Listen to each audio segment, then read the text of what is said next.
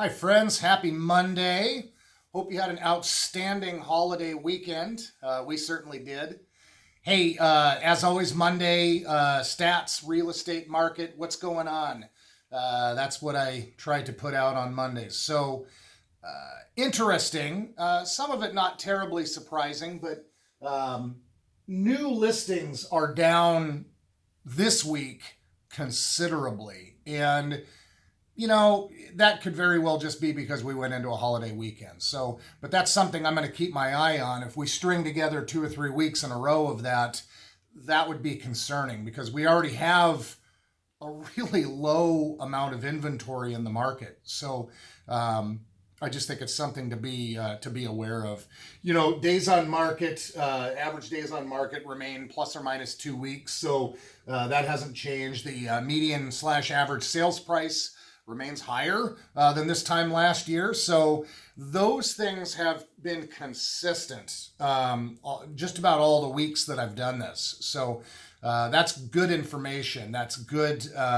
It bodes well for those that are sellers. By accident almost, I did some stats last week and it caused me to take a deeper dive, but I listed a home in Sandy that's 365 grand. So I just did a search in Sandy of 250 to $400,000 homes, detached only. So I took out townhouses, condos, and just looked at homes on their own lots. And it staggered me what I saw. So I looked at actives and I looked at pendings.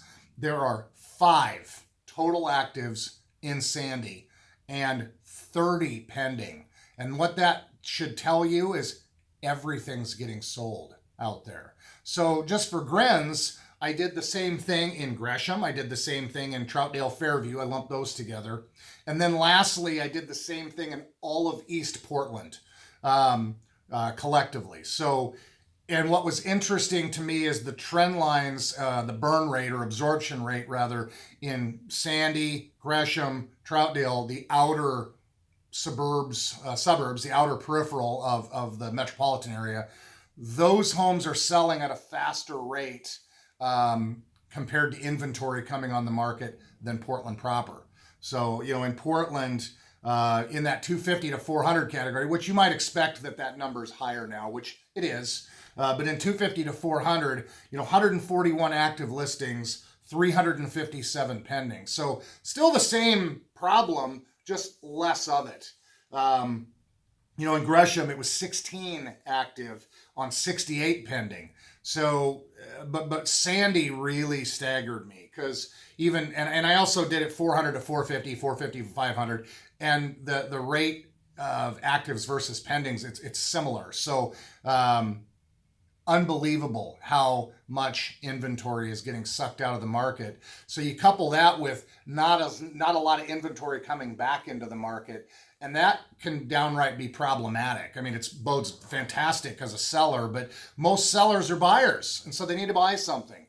And so, if you're buying in the same market that you're selling in, that again could lead to this being difficult. What ultimately happens is sellers stop being sellers because they are not able to be a buyer.